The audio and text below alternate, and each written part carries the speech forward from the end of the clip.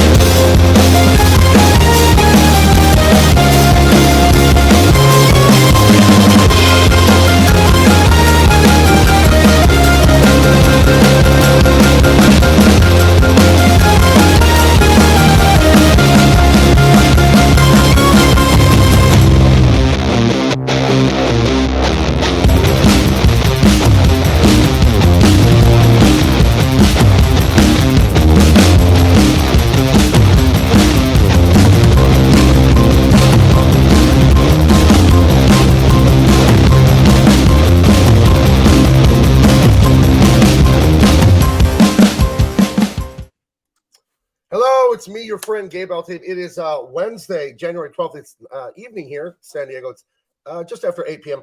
I am very excited to talk about this today. I've never seen Death Wish before, guys, and on a whim, I watched it last week, and I was blown away, pun intended, I suppose. What a great movie. I never watched it because I'm like, oh, that movie's almost 50 years old. What do they know? Well, I should have known. What did I know? Oh, my God, what a great movie.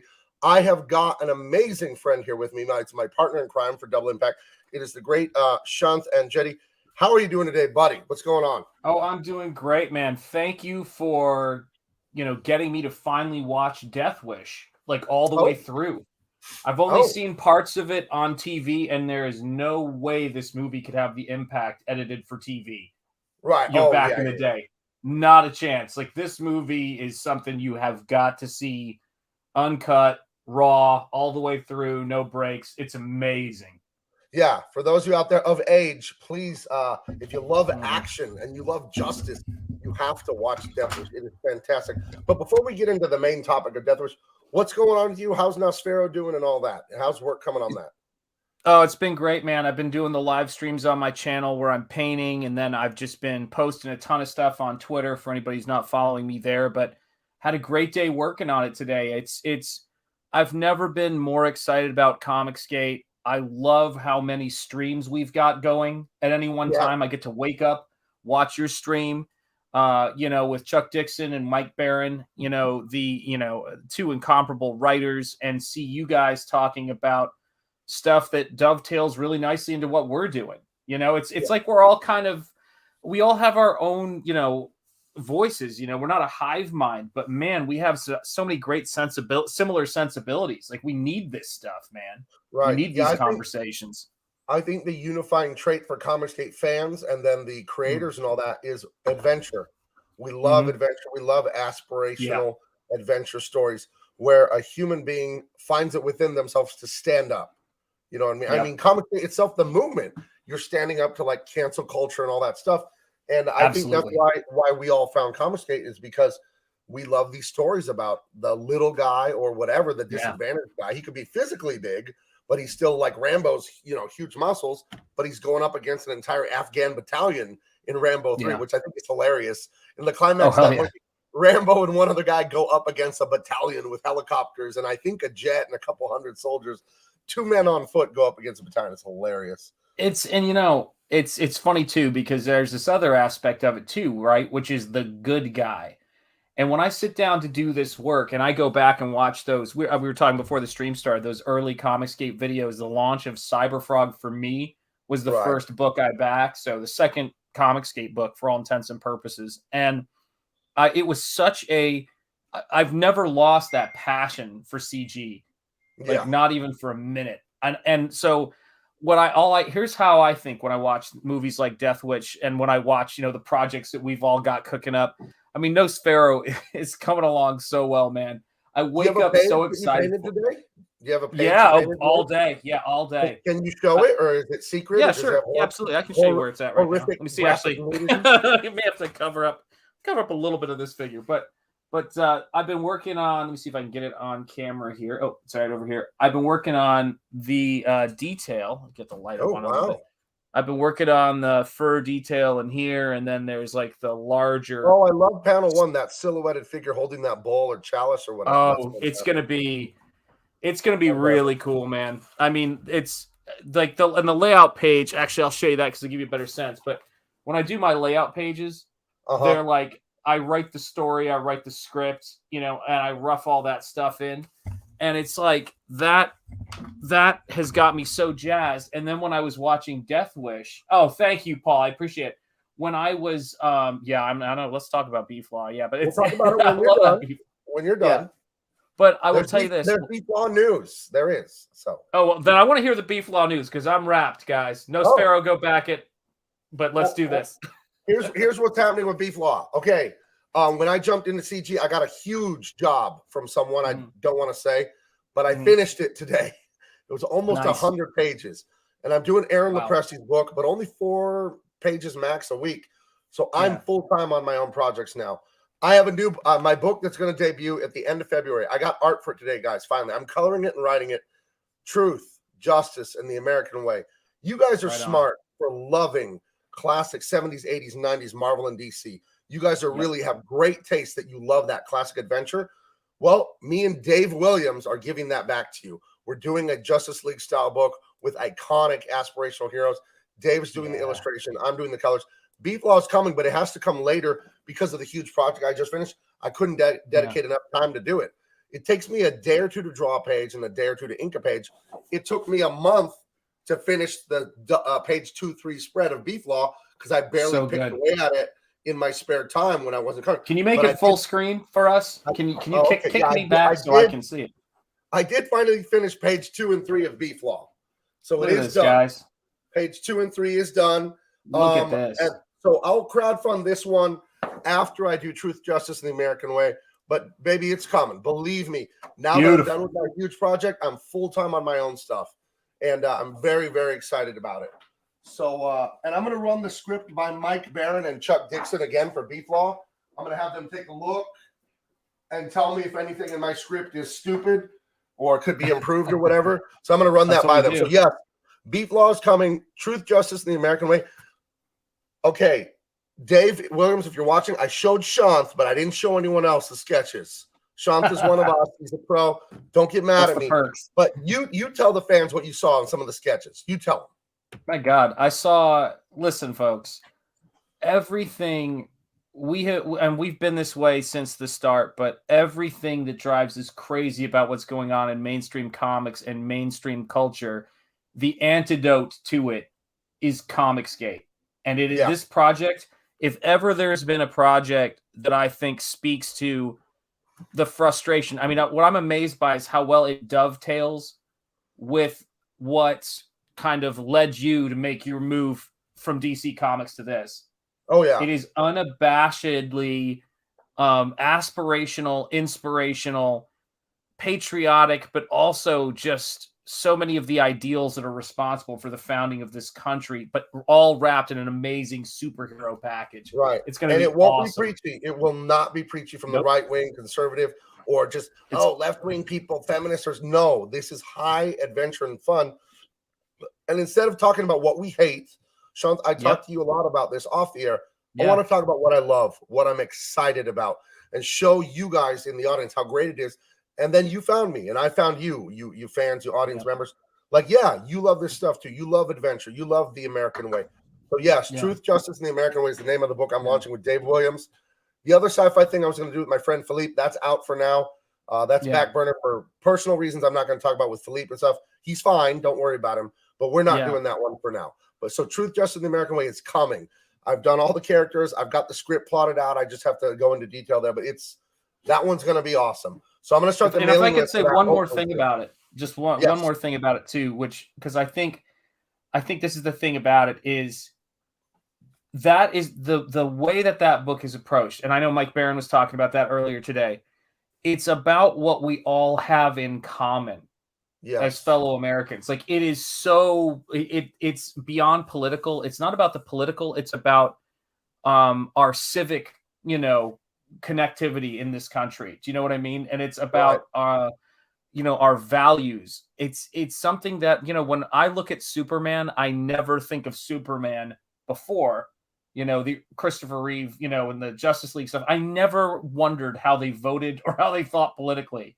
Right. Because they were going to save us all. A Democrat? There's no way of knowing. You can make an argument. Exactly. They were going to save us all, man. So, that's it. So I want to say hi real quick to Joe GQ. That is a childhood friend. He was my next door neighbor when I was about in 5th grade. Yeah, hail, brother. In San Diego, California. Yeah. So and he has a little F on there because I guess he's watching on Facebook. This is the first night I've ever streamed this to Facebook. Also, we're mainly on YouTube. Yeah. If you're watching on Facebook, please subscribe to the YouTube channel. It's just Gabe LT. It's just my name for all my social media. But okay, so I showed off Beef Law. I told you guys about the American Way. Art for that is coming very soon. Dave is working on something beautiful. I'm going to color it up. If you want to know what Dave Williams' work looks like, we'll get to Death Wish right after this. Let me show you what Dave Williams' work looks like, and then I'll show you what he looks like when I color him. So open with preview. Hold on. Open with preview. Okay, this is Dave Williams' artwork. He's been in the business for about 30 years, worked at Marvel, worked at DC, worked at Cartoon Network. He's worked everywhere. And I always say the best illustrators in comics are animators. The guys that worked at Disney and all that stuff. The ones I've worked with that did animation, they are the best. So this is Dave Williams' artwork here. This is a Punisher, Wolverine commission, Silver Surfer. So you can already feel Dave Williams, more than most people I know in comics, loves superheroes. Some people love detective and Western and romance, and they like superheroes. And a lot of people love sci-fi and like fantasy, Final Fantasy crap. Dave is on fire for superheroes. It's all he wants to do. And it really looks like he should be doing it. So we're going to have a book that looks this good. And there's already some art coming. I can't show it to you. I asked Dave, can I clip it and show people? And Dave was like, please don't.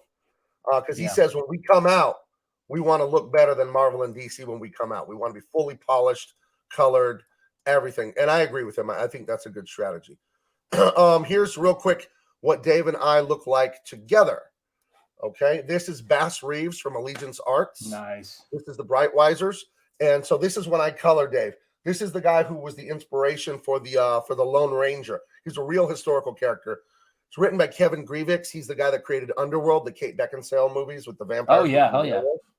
Yeah, it's a great story based on Bass Reeves' lives. He was a bounty hunter in cowboy days. And Dave is just a master illustrator, and I'm a master colorist and illustrator myself. So this is going to be a gorgeous book. Truth, Justice, the American Way first, then Beef Law. So thank you for asking. Whoever asked that question initially, thank you for asking. All right. Is that enough of my stuff, Shanth? Are we ready for? I'm ready to go, man. But it's so great to see all of it, guys. And I know we've got people here. We love movies, love action films. I know a lot of you guys are here because we love CG, and we want to give you guys a look behind the scenes at what we're working on. Right. So I love seeing it. For myself personally, I love seeing it. But yeah, let's talk a little Death Wish. Yeah. Now, if you met Charles Bronson, I know he's since passed. Would you call him Mr. Bronson? Yeah, I think darn right I would. Yeah, I think I would. I don't think I would say hi, Charles. Yeah, if he said, "Nah, call me Chuck," I'd be like, "It's okay, Mr. Bronson." Exactly. Yeah. He's amazing. So I'll go into it, and then you can react. So sure, I'm always looking for stuff to watch late at night. I work long days. I'm doing YouTube. I'm writing comics, drawing comics, coloring comics. And at night, I like to get on Amazon Prime and find action movies from the 80s and the 90s. Because everything nowadays, I don't want to complain too much, but you know what's wrong with the new stuff. So I've fallen in love, fell in love with my teenage stuff of Van Damme and Seagal and Rambo and all that. But then I said, what about Death Wish? I saw the Bruce Willis one like 3-4 years ago. It wasn't that great. But I know that Charles Bronson was amazing in that Western. Once Upon a Time in the West? Yeah, Once Upon a Time in the West. Yeah, he was fantastic in that. And I know he's known as, Billy Badass. He's that kind of a dude. So I watched Death Wish, and I couldn't believe what I was seeing. Yeah. I didn't know they did that level of brutality back then.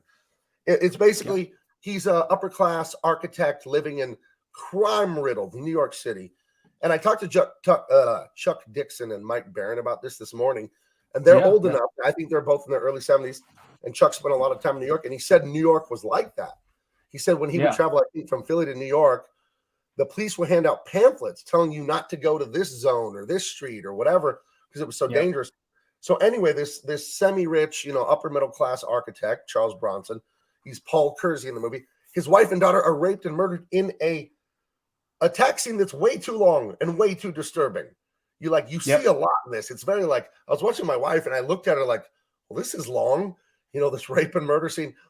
But I think what it does is then when he goes on his vengeance killing spree in New York City of just killing thugs and criminals, you're like, good when he shoots them. You don't feel any remorse. Go for it. No, go for it. I just want to talk about that scene because you had mentioned that to me, and I was somewhat prepped for it, but because we've had conversations about violence and showing violence in work and everything like that, and I always say if it's effective, it works. And I think about the fact that what you're seeing the characters talk about is very similar to where we are now. I've been telling my wife forever that we're in the 1970s. We're about to move into the 80s, but we're in that kind of morally gray, ambiguity, moral relativism.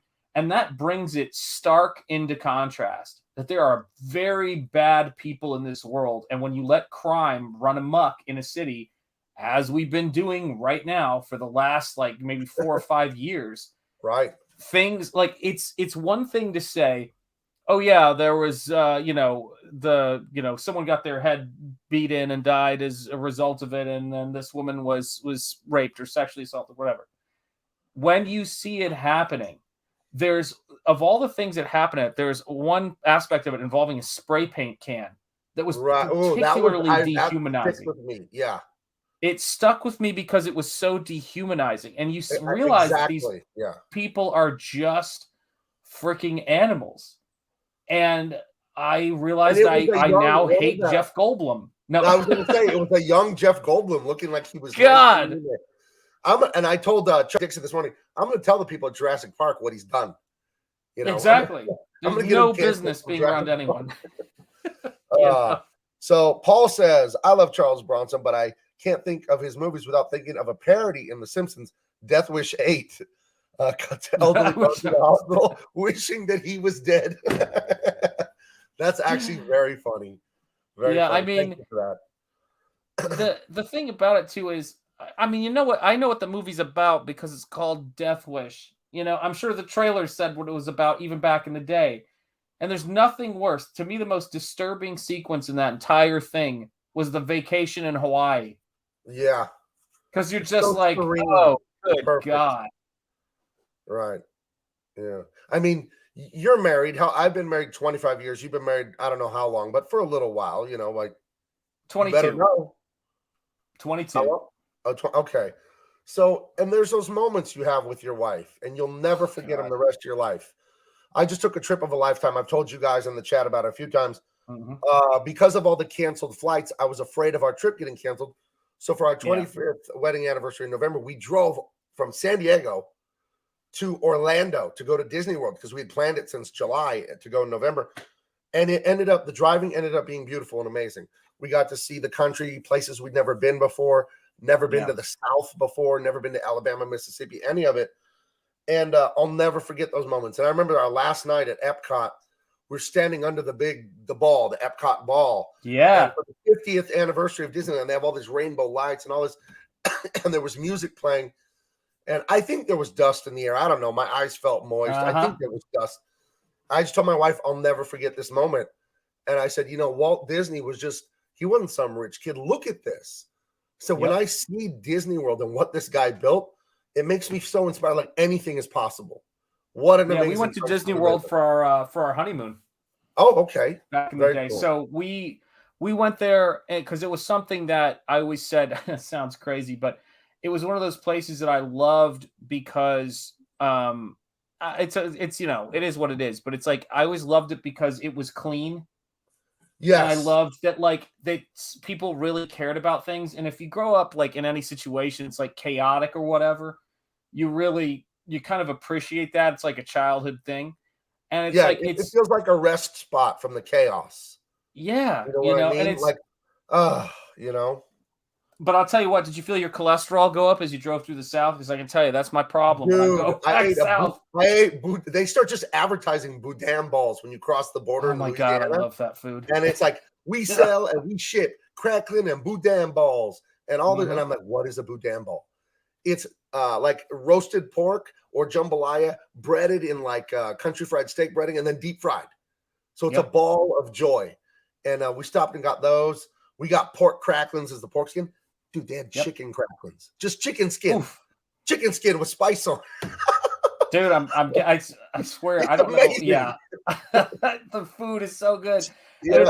Someone is asking you about Waffle House, man. With shame, I will admit I didn't get to Waffle House, but my new favorite place is Buc-ee's.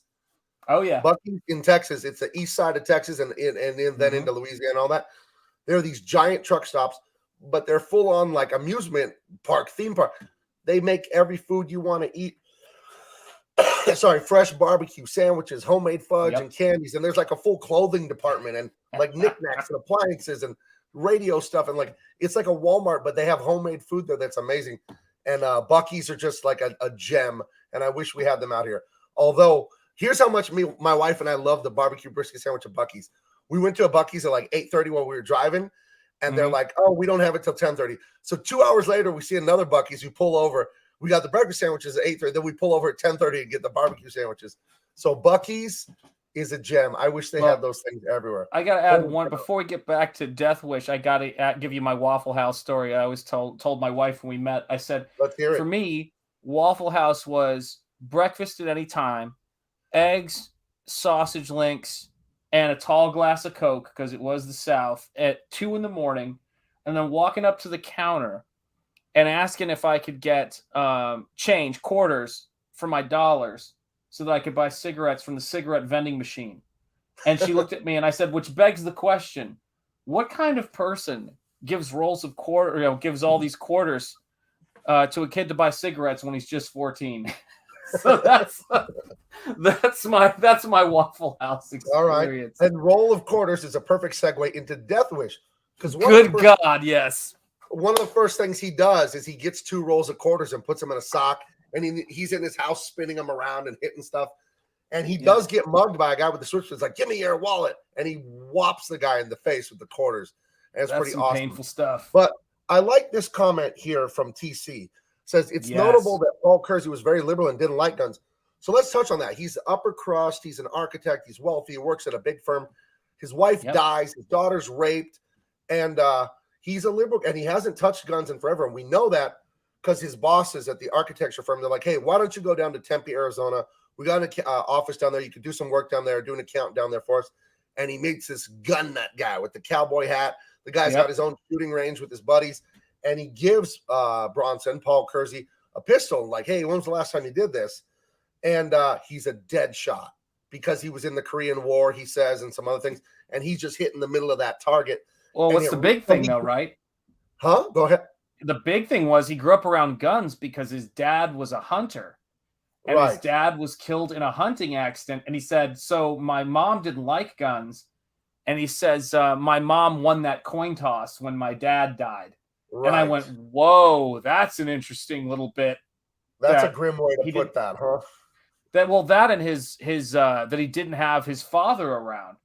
Right. And so he goes back, after all of this stuff, and he's kind of, in a lot of ways, the absent father motif is clearly stated in there, and then how that affected the way he viewed guns.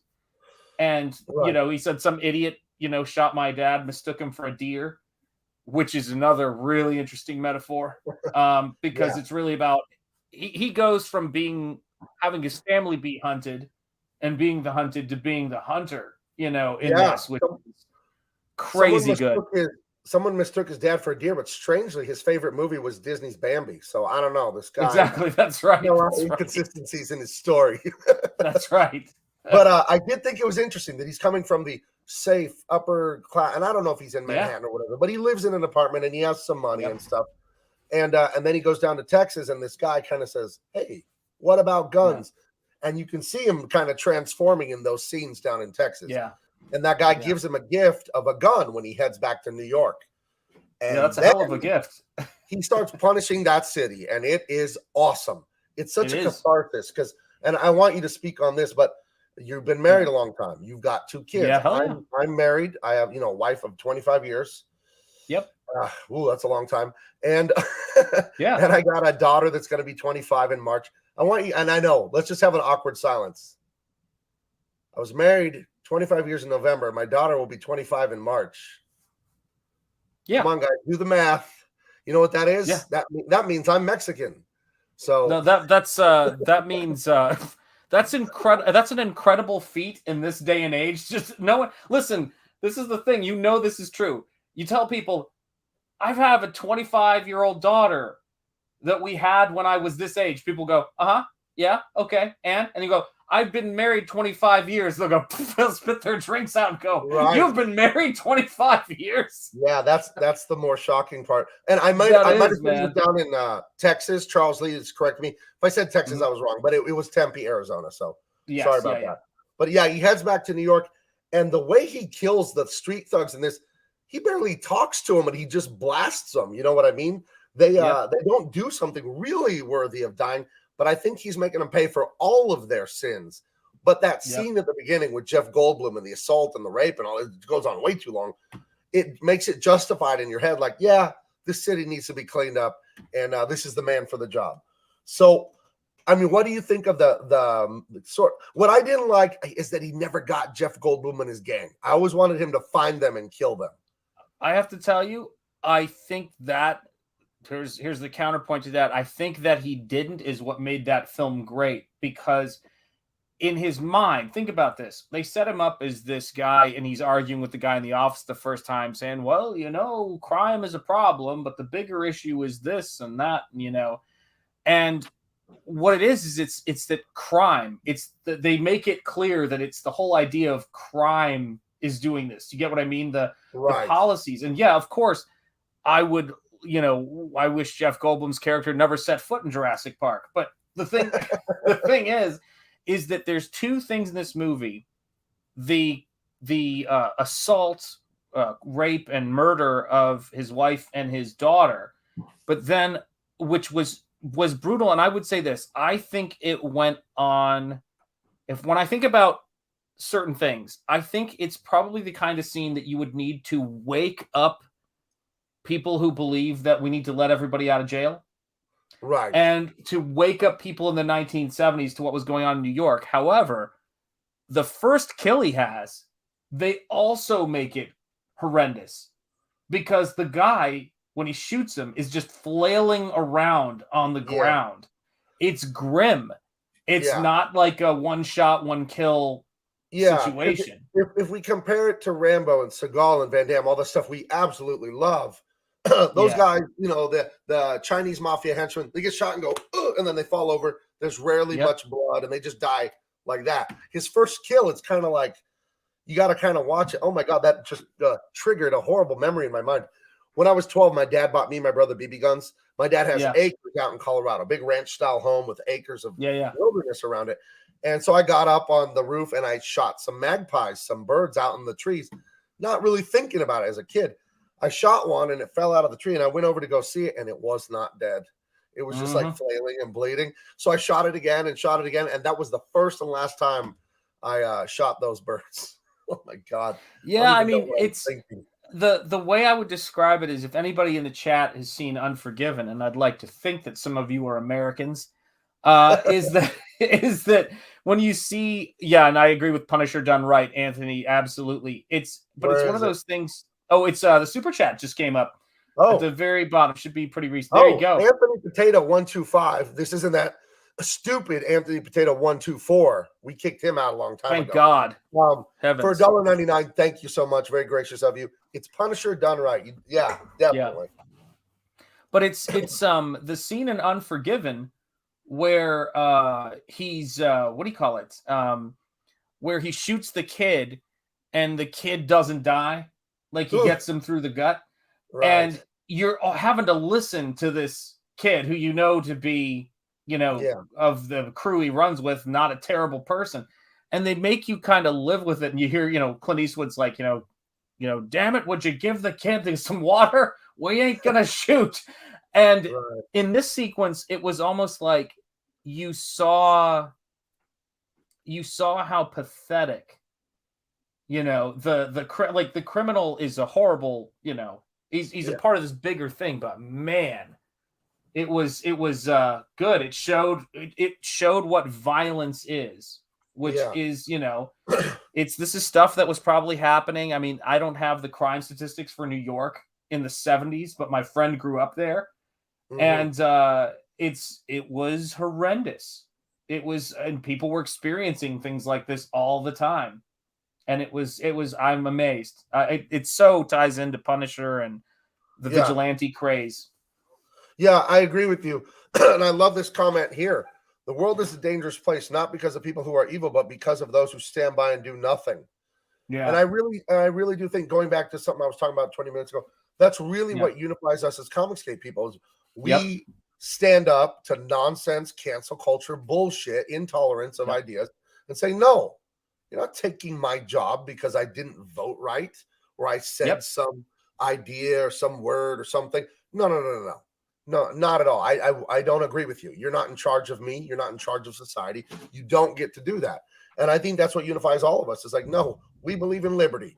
We believe in hearing speech that we don't like. It's fine with me. If I have to hear, some horrible people say some horrible things I don't like, oh, well, I'll get over it. I'll be fine. Yeah. You know what I mean?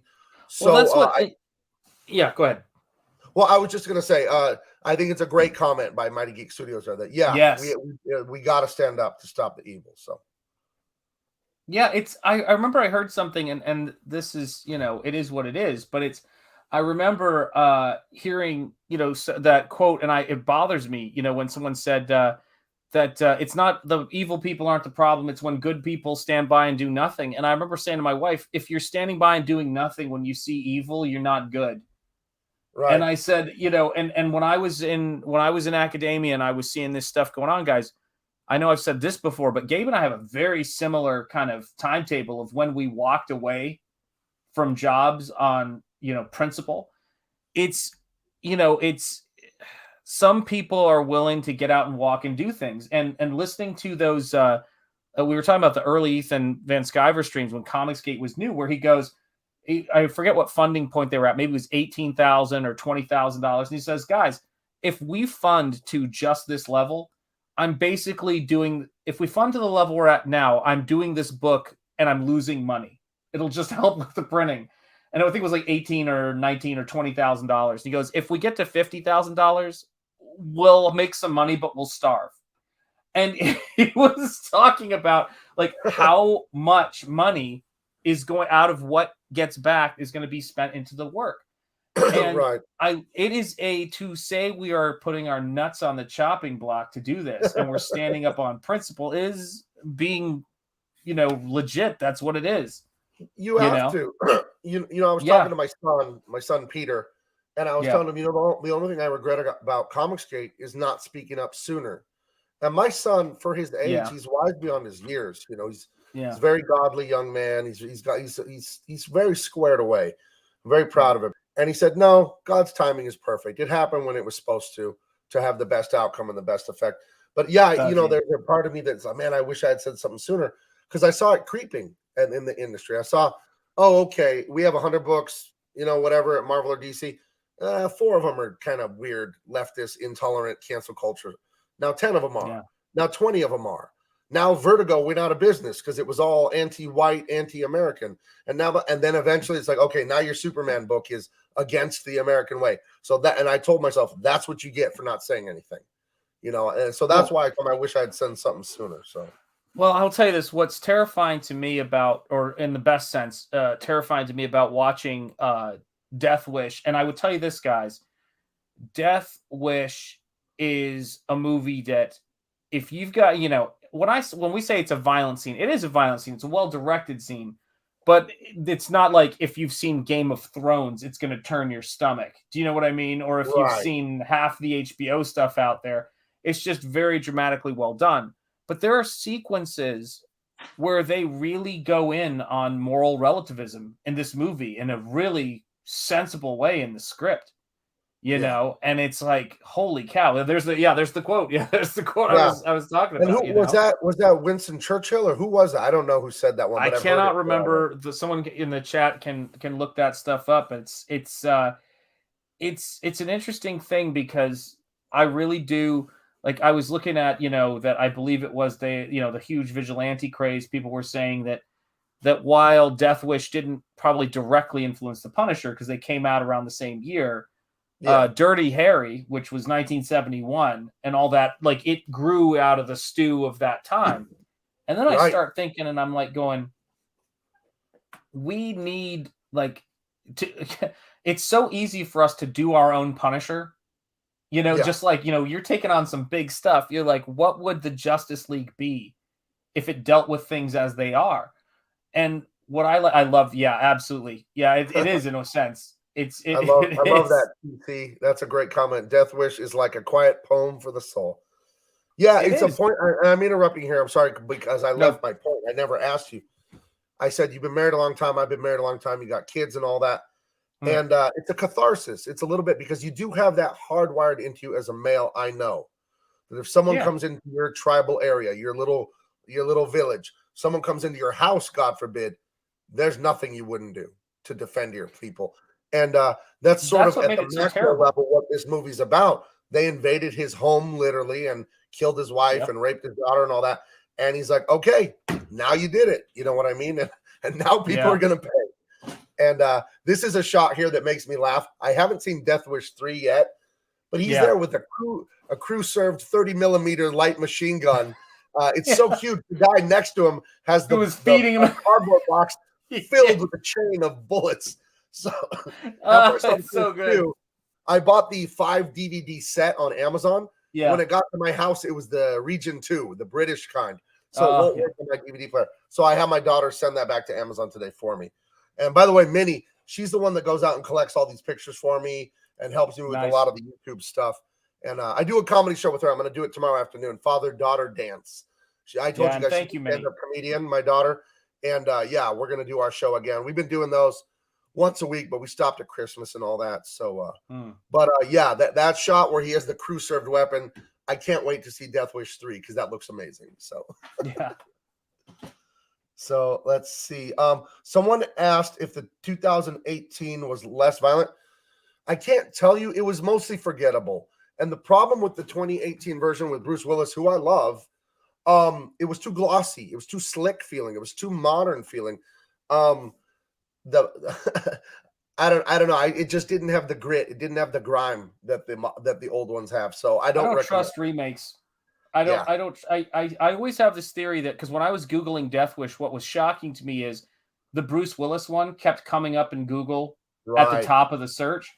And I think that it's one of those things to where I try not to be a conspiracy theorist.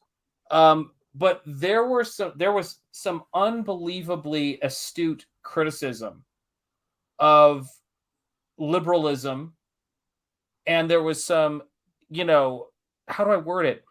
It was really about the moral relativism of it. And they used a character who believed in these ideals and values and saw what his reward was for believing in them. Do you know what I mean? Which is, he never went political with it. You know what I mean? Like he really didn't. Like but it was like going, can we all agree? Or can we all wake up to the fact that there are people in this world who, frankly, we'd be better off without? They're violent. They have no empathy for human beings. Right. They're sociopath. I guess the average person, when they imagine a criminal who has had little experience with it, so they can talk about it in these sort of general terms, don't imagine what those characters did, which worse than that happens every day. And somewhere in this country, and without a doubt, probably 1,000 times in tougher parts of this world, it was a brilliant, like, it was almost like what that movie was saying, and why I think it was successful. Wake up, people.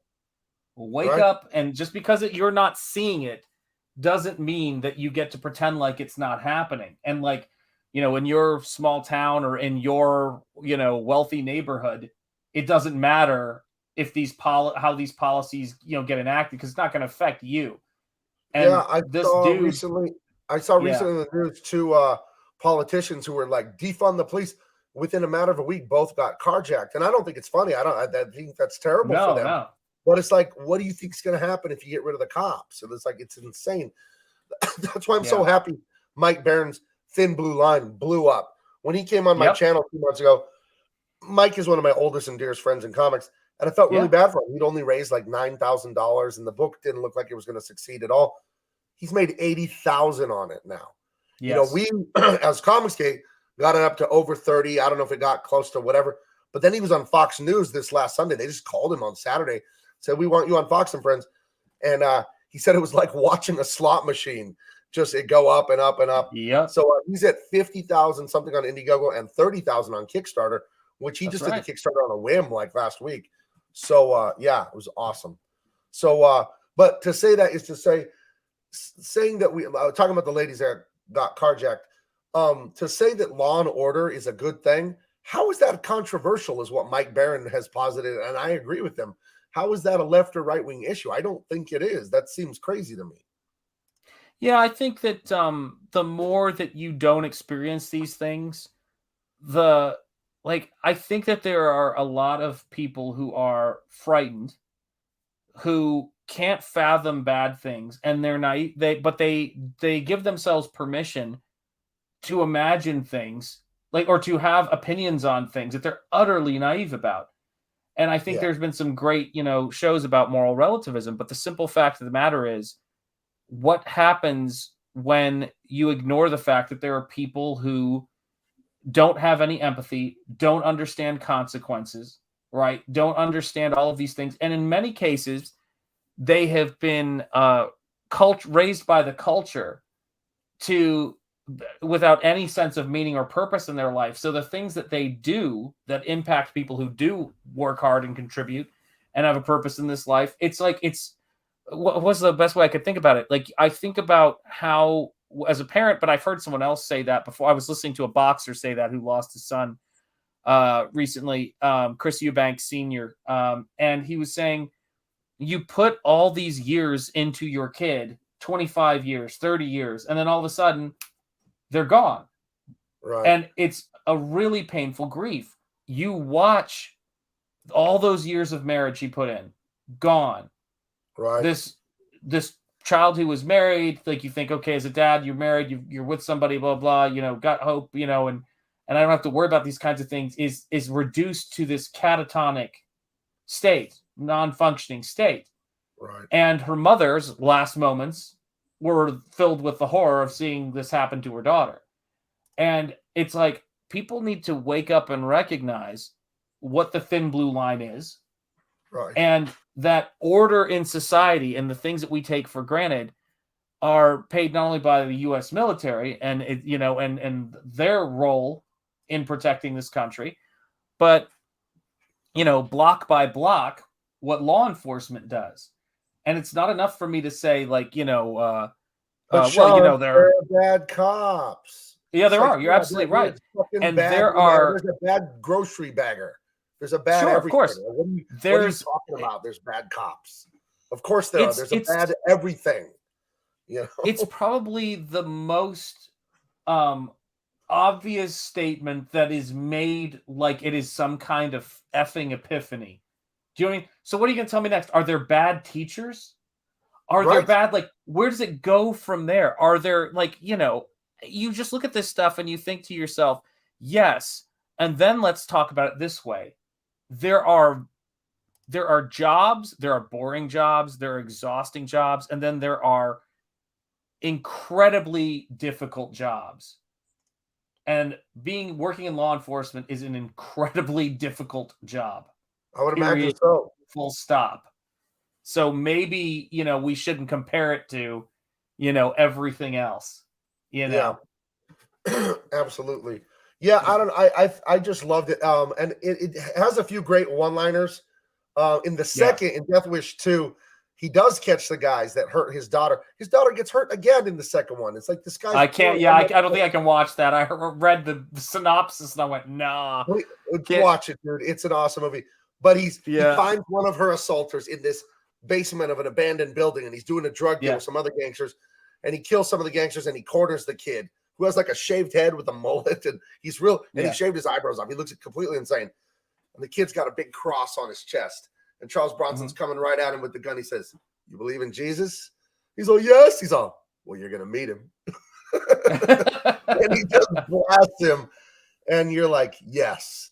So and, I don't know. The one-liners are fantastic in action movies. So that's a real treat there. Yeah, he's got a quality as an actor based on his upbringing and being, I think he was one of 15. I think he was kid number 9, if I'm not mistaken. And he had this, and went through a lot in the Great Depression, and it's amazing to me to see this dude. But I love, I don't know, man. I just, how do I word this? I think that we are watching this movie was, hey, what's up, Phil? How you doing, brother? Watching this movie was really got my vigilante comic book juices flowing, because that was I did a and I've got more of it developed. I'm gonna have to start recording them, but I created a radio serial character called the Blue Coat that is like a phantom police cop, officer who's like supernatural. It's like a terrifying sort of character, but he is essentially Bronson in Death Wish. Like, he goes around dishing it out. But what I think is missing from a lot of the vigilante or the comics today is, because they're protesting climate change or whatever, is there are a lot of violent crimes going on that are maybe not specific to the history of the world, but specific to our time. And no one's, there are no heroes dealing with them. That's what blows my mind. Like, our heroes today, you look at Death Wish, and, to me, that was such a well understood crime. What happened to his wife's daughter? They show how it happened. They go to the grocery store. They order groceries for delivery. The thugs look them over, figure they have money, look at the address, go up there. You watch this thing unfold, and you're like, oh crap, the second they grab the address. You can see these are serious people. Yeah, it was terrible. They go to the house with the wife and the daughter there, and they're like, go grocery delivery, and then they come in, and the next 5-10 minutes is, you're watching it like this. You know what I mean? Like, I can't believe this. But then when he does get his vengeance, his sweet, sweet vengeance, it's well earned. So, yeah, absolutely. And again, as fathers being married so long, it's catharsis. You know what I mean? Like, you're not going to mess with my family. That ain't happening. You know what I mean? So here's that scene from the first one where he's at the shooting range with the guy down in Tempe. And he's starting to think about weapons again and what happened to his family. And he's going to be heading back to that cesspool in New York. Oh, there's that photo again. But yeah, man, I can't wait. I can't wait to see a third one. So I watched a few other Bronson movies in the last week. What did I watch? I watched The Mechanic. They remade it with Jason Statham like 10 years ago or something like that. Yeah. The Mechanic has Jan Michael Vincent, the guy that starred in Airwolf. Yes. And, The Mechanic is fun if you want to see a good one. And then I watched Kinjite. Do not watch this. Horrible, like from 1989. Nasty movie too. 2 sexual crimes and pervert. And like, he makes a pimp eat a watch in that movie. He's confronting the pimp. He gets him in the car. Someone's gonna clip he drives to a lot. He drives to an empty lot, and he's like pointing the gun at the pimp, and you're gonna leave these girls alone, and blah blah blah blah. Oh my god, your delivery on that was perfect. The pimp's like, this watch is worth $25,000. This Rolex, I'll give it to you if you just let me go. He takes a watch, and then he shoves it in the guy's mouth and goes, swallow it, or I'll blow your head off. I think if I was rewriting that scene, I would say, time to die, and stick it in his mouth. What time is it? Time to die. So if you want to laugh, Kinjite is good, but it's very sexual. So, but then I saw 10 to Midnight. Fantastic movie about a rapist, killer, weirdo guy. And, oh, man, he gets some sweet vengeance in that one. What was the cop's name in Death Wish 1 and 2? The chunky Irish guy or whatever he was that was on. He was after Bronson. Yeah. The cops were after him because they want to know who the vigilante killer is. That guy was fantastic in the movies. What a great secondary character he was. He was great. Remember, he had like the asthma inhaler, or he had allergies or something. He had like he had nasal spray, I think, or something too, right? Like something like that. But he was fantastic. I don't remember too much about him, but he was always fun when he was on screen doing his thing, because he was like your fat New York cop and all that, and he was really good. Well, think about the ending. Like for me, Death Wish, wherever it goes with the sequel, Death Wish is a great standalone movie, because the ending when he hits Chicago is glorious. This is the final scene. So at the end of Death Wish, spoiler, it's a 50-year-old movie almost, guys. 48-year-old movie. So I'm going to spoil it. He doesn't get arrested by the New York cops. They just let him go, say, get out of town. He moves to Chicago, and they don't show him in Chicago in the movie. They just show him at the airport in Chicago. And some hoodlums and thugs steal this woman's, like, they try to steal her bags and luggage at the airport, and he helps her pick it up. And that's a picture of him there crouching, and he's looking over at the thugs, and he's like, but you know what's about to happen. You know, in between Death Wish 1 and 2, there's Death Wish 1.5, the Chicago connection.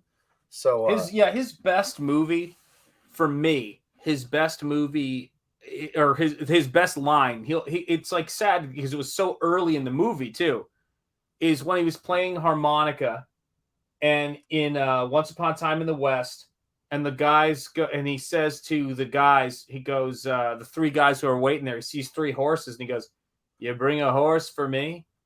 And they go, "Whoop, sorry, it looks like we're one shy," because they're going to kill him. And he goes, "Nah, you brought too many." Oh. He just went, dang. Right. You know, it was such a great, I got to see if I have this here. Because, you know, it's like I have so many dang paintings kicking around. All right. So, guys, this is for the chat. All right. So, do I need to blow you up? Much like, go ahead. So, much like Ethan, right? I was a big Star Wars fan, right?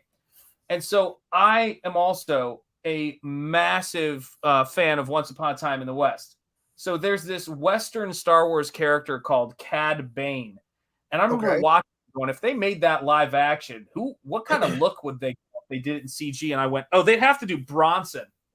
So this was my Bronson as Cad Bane from the Star Wars animated series. I actually see it in the eyes. He has those. He has those Eastern, like really. I can see you did a little caricature of Charles Bronson's. He has those Eastern European, you know, Lithuanian. I think it was, or something. Influenced Russian. Those eyes. That's fantastic. And I just thought, you know, guys, I was like going, if you're gonna do, because we can do almost anything with CG. I was like acrylic. Get down on it, and I was like, let's see what could it work, and I was like going, I gotta get that, you know, Charles Bronson thing, right? You know, maybe I can get together with Anna at some point, we can talk about it. I want to thank you publicly for some private discussions we have where you know, when I first came into CG, it was all piss and vinegar, and I'm mad at DC and Marvel and all that feminists and the SJWs. And we had some talks and some long talks on our first couple episodes of this. And I realized from talking to you, it's like, that's enough being mad at these people. Let's celebrate what we love and just make our own. Hell yeah, if I hate what they've done to Superman, getting rid of the American way, then just let them make my own. And it's like, it's such a waste of time to be mad at them. It's like, I don't like seafood. I've told you that before. I hate seafood. And what if I went in front of Red Lobster every day, picketing and protesting that they existed? Yeah. Shouldn't I just leave them alone and let people eat there if they want to? And maybe they'll go out of business. Maybe they'll be successful. And I should just open the restaurant I like and make barbecue ribs or whatever I'm into. So they don't want to do the American way. That's why I'm doing it with Dave. We're going to do aspirational heroes, badass vigilante. We've got our own trinity of heroes, and you're going to love them. It's a return to everything. You people, with the best things, I might add. You're going to love it. Yeah. Sean, you saw that preview art. How good I was going to say, Gabe's a pain. Let me explain to you why Gabe's a pain. Gabe shows me this artwork. Hold on. Okay, blow it up. Explain why I'm a pain. he shows me this artwork and he's like, let me show you something you can't talk about. You can say it's great. You can't talk about the details. I got to honor. No, Dave you know what I mean. But it's like, we're all creatives here. We love fantasy. We love imagination. I mean, obviously, you see me doing a Charles Bronson meets Cad Bane piece. Right. Like it's like we live in this world. And when I'm working on Nosfero, I dig this stuff. And so when I see people, I don't know, man, I'm into the new stuff. Like when I think about people getting Nosfero and thinking about the story, and what people are going to see in it. And I don't know how to describe it, man. It's like, I'm so excited for people to jump on board these stories. It's like, I'm psyched about other people's stuff, and it's fuel to me when I go to my board. I'm like, let's do this, guys. Let's make Comicsgate amazing. Let's make all these campaigns blow up. Yeah. I'm excited. I saw some of your drawing video and then just some of your, I think Instagram or Facebook posts. And when I see the new art and new monsters and new characters, because I don't know your story yet, I haven't read it. I'm like, ooh, I didn't know that was going to be in there. And I didn't know that was going to be in there. And oh, that looks scary and brutal. And yeah, I get jazzed up looking at everyone's. It's like there's a resonance. There's a harmony happening. You know what I mean? We're just to sound like an Instagram girl. We're vibing, with the fans and with each other, that we're all on this wavelength of we don't want to be with the cancel culture. We just want to have fun. We want to have adventures. We want to read adventures. We want to make adventures and just celebrate the cliche, the triumph of the human spirit, to have that grand adventure. You know what I mean? You just hit it, man. Here's a bit just to say this too, and yes, absolutely on that. We should read that chat because I think it was brilliant too. But is this the one? It's the one before and this one. They're both great. It's like this one here. Yeah, they're all great. Which one are you talking about? Celebrate the freedom from. It was. Yep. Okay. Sorry. Here we are. No, it's great. I was just gonna say, celebrate your freedom from bondage of the mediocre too, and it's absolutely right. Yeah. And I will say this is that I was writing in my story today, and in the story, there's two characters on that page who are in prison. One is the werewolf who kind of becomes like the mentor father figure, because we talk about father figures and the importance of them in these, in these stories.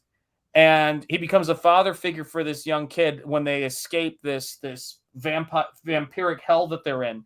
And he's a werewolf living off of rats in this prison cell, watching this kid be fed off of by the vampires. And there's this quote or this thing I wrote the other day, and it's not the finished, polished dialogue, but I want to share this with you guys because it sums it up. He talks about, he's seeing this kid and he thinks, one day maybe we'll get our freedom, and then what am I going to say to him? And he goes, then I realized that if the two of us ever gained our freedom, my greatest ability would not be in my greatest utility would not be in what I had to say to him, but it would be in who I was as a man. And he realizes that he is trapped in this prison and it has poisoned him. And he's realizing that when he gets out of this, if he wants to help this kid, it's going to be more than just what he says. It's going to be, what kind of person am I offering this kid as a figure? Like right now, I'm resentment, I'm rage, I'm trapped in this freaking awful situation. And am I going to give him more of that when he gets out? You know what I mean? And that's the stuff of story to me. It's how do we get to the other side of it? Yeah, I think in all story, the main thing you're standing up to is yourself. Yeah. Because even when you're facing Darth Vader or whatever, you don't want to face him because of you, because of fear. You know what I mean? Not because of him, because fear is inside you. It's in your head. And you can choose to overcome it. You may lose, but you can always defeat fear. You may lose to your physical enemy, but you don't have to lose to your mental enemy, your psychological one. So I think you're right. This person, they have to overcome themselves. And that's the human story. Can I do the thing that's scary or uncomfortable? Or, my grandpa told me, my grandpa's my hero. He basically was the main guy that raised me as a male. And he told me, Gabe, in life, you do the right thing because it's right. Not because you want to, not because it's easy. You do it because it's right. So that's why I try to, stand by conviction as much as I can. I don't get it right all the time. You know what I mean? But that's an important thing to always be trying that at least, and try to stand up for what's right. So Absolutely. Yeah, fathers, man. There's nothing like being a father. It is really the greatest reward in the world. So, Well, there's some amazing guyness happening in that at the end, when we were talking about, the guy who's got the allergies, who's always sneezing. When yeah, he goes to, I guess it was the young officer named O'Brien, he goes up to him and he's like, "What did you want to meet with me about?" And he goes, "There's something I didn't mention that I found." And I was like, "Oh man, where is this going?" yeah. I don't know. I couldn't recommend him more. I fell in love. I never really saw anything of Charles Bronson. I saw him in the Once Upon a Time in the West and all that, but he's not. It's not the same as Death Wish. It's probably one of the greatest movies of all time, but it's totally a different flavor. You know what I mean? It's not this, and the catharsis this is. And I had Mike Barron, the legend, and Chuck Dixon on my show this morning, and I'm going to have them on regular. Mike's one of my oldest friends, and Chuck is my new old friend. I feel like I've known him forever, and he really likes me. But I asked them, since they're both in their early 70s or maybe late 60s, was it like this crime-riddled New York City garbage that we see in the movies of the era and all that? And Chuck Dixon and Mike both said that, when he would go into New York City to go to the Marvel offices way back in the old days, the police would hand out a pamphlet telling you, don't go in this zone, don't go in that zone. And I was like, that's crazy. And let's talk about a modern movie that I love. It's one of my favorite movies, The Joker, and the parallels between Death Wish that I didn't know about. The whole riding the subway. There's a whole thing, spoiler, 50-year-old movie. He shoots some bad guys on the subway who are going to get violent. Right there, you see the picture of the guy with the switchblade. He's there. He brings his gun with him. He's reading the newspaper. The guy pulls out the switchblade, and he just blasts him. The other friend tries to run, and he blasts that guy too, like no mercy. He's like a dog going after these guys. And then he goes up into a bathroom afterwards, and it started reminding me of, oh my God, the Joker shoots that guy on the train, the Joaquin Phoenix Joker, and then he goes up into a bathroom and has that weird scene where he like dances, and it's all strange like that. Yeah. But I didn't know that Joker scene, it must be a nod to Death Wish, don't you think? It's too similar. Yeah, I mean, the movie is The Joker is a movie that was so inspired by 1970s, Right. So, I mean, all those movies, it's A Taxi Driver, everybody always knows, but I think it's the other ones too, which is you've got a lot of people in an area who are the social fabric is broken down, and when the social fabric breaks down, everybody is a suspect. Interesting when you think about it, like how well it parallels what's going on today. Right. And it's sort of a funny thing because I think that when you're living in a time where you feel like there are no consequences for terrible behaviors, it is cathartic, and it's like the reason this movie did well, the reason we're talking about this movie that was made in 1974 today is because for its time, it was about how this guy, they didn't want him to get caught. They wanted him to be a mystery. They wanted criminals to wonder if he was out there. Right. Which was the subtext to it, to me anyway, that he liked. He's like, no, we haven't caught him. Yeah, I don't remember. I was like, yeah, I don't remember if it's in Death Wish 1 or 2 because I watched them back to back on 2 different nights. But they're interviewing this black grandma, and she fought off 2 muggers with her hat. Yeah, that was the first one, the hat pin. Yep. Okay. Yeah, and he starts inspiring the public, and like muggings and assaults are down 40%.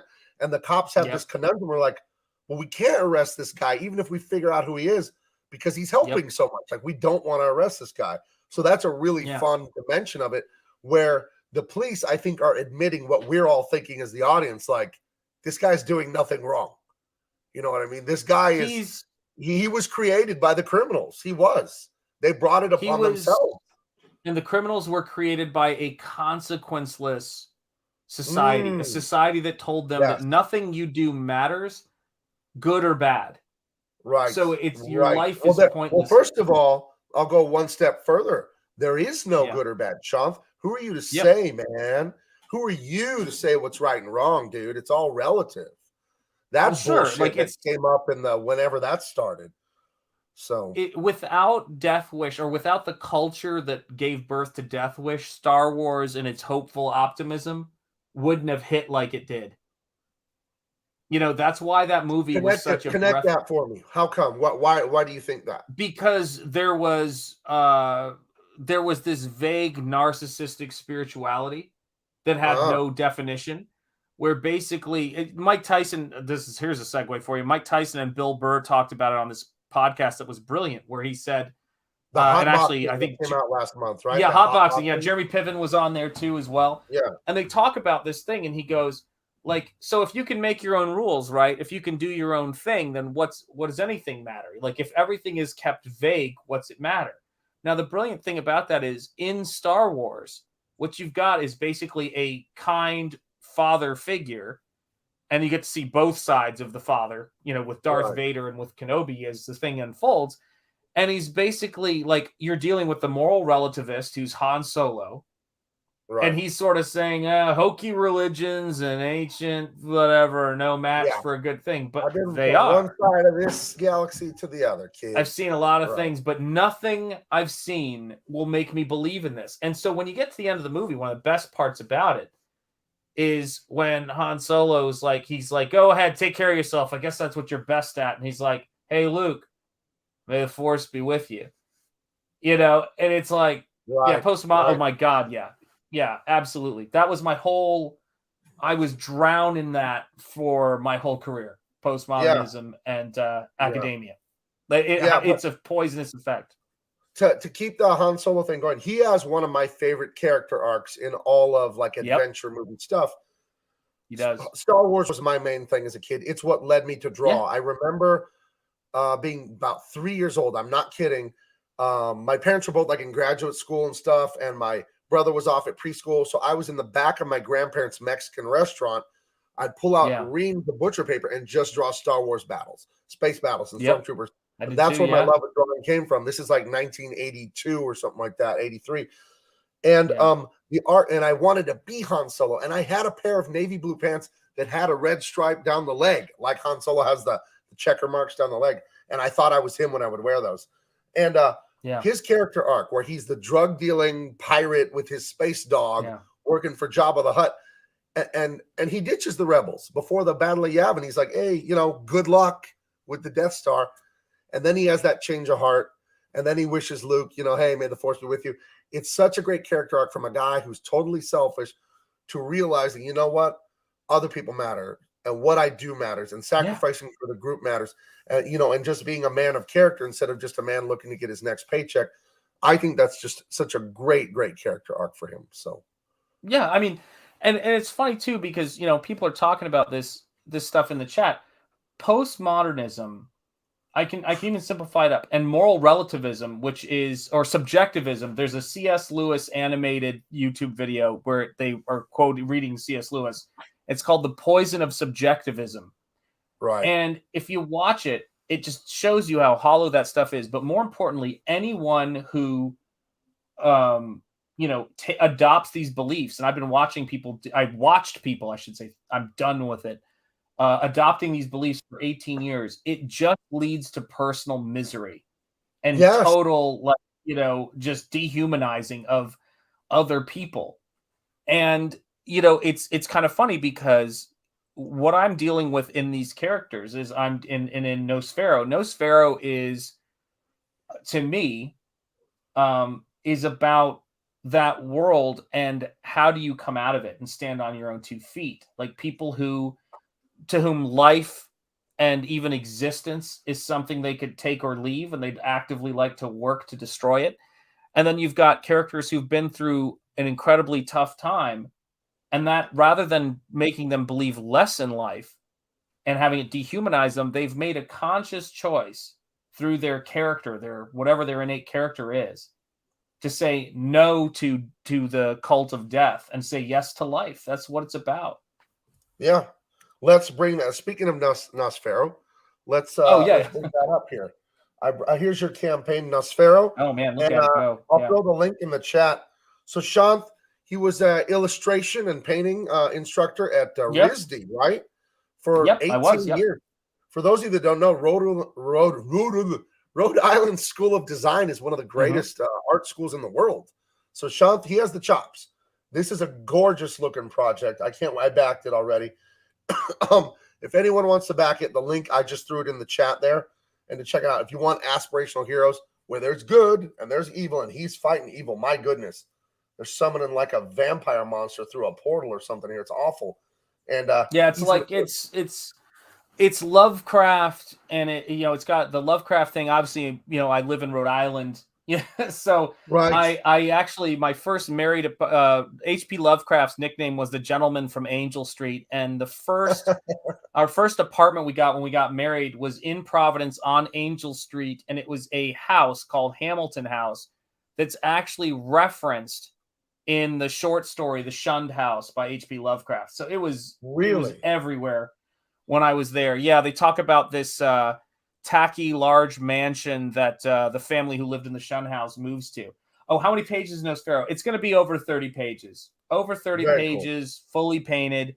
It's going to be on heavy stock paper, square bound, prestige format. And these are I love the mystical dog that he can conjure. His name is Phantomos, or what's his name? Yeah, Phantomos. Yeah, it's Phantomos is King Kong meets the Hound of the Baskerville meets. You have the painting of that handy, the physical copy? Oh yeah, of course. Everything's. I mean, I've got just the stacks of pages. I'll blow you up. So he's hand painting these guys.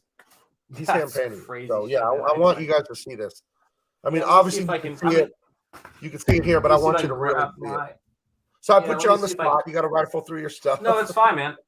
Dude, that's what we're here for. We're here for them, right? So no nudity. This is okay. Yeah, here we go. Oh yeah, awesome. Don't worry. It's just subtly transparent nightgown, but no nudity. Right. So here is the double page spread that I have where they're escaping on Phantomos, and he's rescuing our female lead. Is that watercolor or gouache or acrylic? This is watercolor and gouache with a little bit of ink. Then here's Phantomos. No nudity, but it gets close. But here's Phantomos coming through.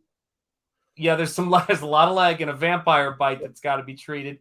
Oh. And that's him going back to the lair. And then the one that you were just showing, this is the original of that. I mean, gosh, I swear, Gabe, it's like so funny. I come over here, there's just piles of paintings everywhere. Dude, if I grabbed this camera in front of me and turned it into my office, you guys would be ashamed of some of the mess I have. It's pretty bad on the other side of this camera, brother. It's pretty bad. Yeah, that's awesome. I love that. Go ahead. Aldous on the farm, just off Orwell Lane, says still a few watercolor sketch options up on the Nosfero campaign. Probably the cheapest you'll ever get a Shanth original. So and I still back this, right? It's still going. It's still and I tell you what, I was working on, because all I can say is damn you, Shane Davis. I love fighting and boxing, this. So I've been messing around with I did an Inglorious Rex profile. Oh wow. And then when Ethan saw it, he was of course busting my chops. God love that man. He was going, yeah, but that looks like a profile drawing that you did, Shane. So I said, all right, fine. I'm going to do a painting from one of my favorite Mike Tyson photos. And I'm going to put in, I'm going to make Inglorious Rex in that boxing pose, about ready to like haul off and punch. So I'm going to be doing that at some point on a stream. Cool. I may give somebody the option, depending on how things go with this, if someone's backed a head sketch and they're interested in having this sort of bigger painting be their head sketch, I'm open to it. Very cool, man. I'm open to it. I thought we'd take a look at that. I pushed the wrong button. I thought we'd take a Death Wish interlude. And show Thank you. I appreciate it. Yeah, no problem, my man. So where are we on Death Wish? What were we talking about last? I don't remember. I was blocking another Russian bot showed up in the thing. Oh, yeah. Well, here's where we are on it. Guys, it is skip the remake. If you've already seen it, that's totally fine. But it's like, it's do homage to the coin slug. I know what that means. I saw that cover.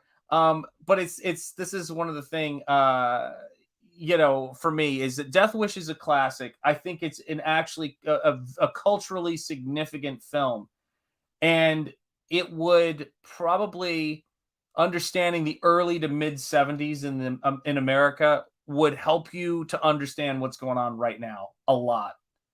It's a very important film, and I'm seeing it for the first time, and I'm thinking to myself, as I look at it, I was going, yeah, this is I see why this was beyond just an action revenge film. It's an important film. Oh, you're muted. Hang on. I think you're muted, Gabe. Oh, can you hear me? Hang on. I boomered my there you mic. go. You're back. Go. No, it's fine. Go ahead, man. Yeah, it was boomer situation. Charles Lee has a comment that relates right to what you were saying. Here's a bit of movie trivia. This will give you an idea of how bad New York was. They actually had to shoot 2 movies. Actually, one movie, Escape from New York, was actually shot in East St. Louis. And he had to say more. Oh, here we go. And they actually had to have actual cops and security when they shot the movie The Warriors. Yeah. So yeah, I've heard a lot. Obviously, I was born in 78, so I don't know. And I was in Colorado when I was born in Colorado. But I've heard the big American cities were just in decay starting in the 60s and in the 70s. It was just like lawless insanity. And someone in the chat earlier said that Death Wish got New York right. So that's kind of shocking to hear that it was. Yeah, I was in Baltimore, and I was just outside of Detroit in Michigan in the 80s. And it was like, I can't even, it's like, Baltimore was incredibly rough, and it was for a very long time. I don't know where it is right now. But it's one of those things to where, my friend grew up in New York. He's 60 years old, and his childhood was spent in New York proper. And he just talked about it like it was, he was like, it was rough. It was a totally different scene. And while people like to romanticize it, there's a lot of people who, hated when certain people were, mayor of New York, and then and hated, all that stuff. And then as soon as he left, they were like, we got to get out of here. Like now things are descending into chaos again. They're like, we got to get out of here. So yeah, we've come full circle. I agree with this. I read a headline this morning, and I love Adam Carolla, the great comedian. He's 14 years older than me. I'm 43. He's 57 then. Yep. And so he was a young man out of high school and all that in the early 80s when I was just like, a preschool or whatever. Yeah. And he talks about the Jimmy Carter time and all that right before Reagan. Oh, and, then the early Reagan years of horrific inflation. Nobody could find a good job, without an education. He didn't have one. And I saw a headline this morning that reminded me of Adam Carolla talking about horrible economy in the early 80s. Said we had 7% inflation in the last year. And and this, inflation probably has that effect.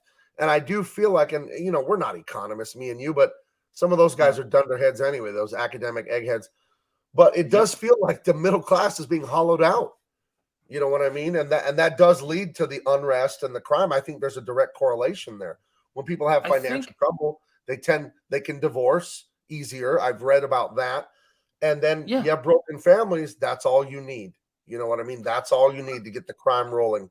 So yeah, I mean, it's like I always tell people about this. It's like, I mean, for me, I'm 45, and I've been, so I'm like, we're basically the same generation, and we even have like a similar kind of background in a sense. You know what I mean? Yeah. Like we're mixed. We're from like 2 different sides. Like I'm a 4th Puerto Rican and half South Asian Indian, and then 1/4 Austrian. So I've got like a lot of different things going on in me. Right. And I always say that it's an interesting kind of thing because as I look at this stuff and I look at what's going on, when people talk to me about watching movies, I go, guys, watch. There's a couple movies worth watching. One of them is watch Poltergeist.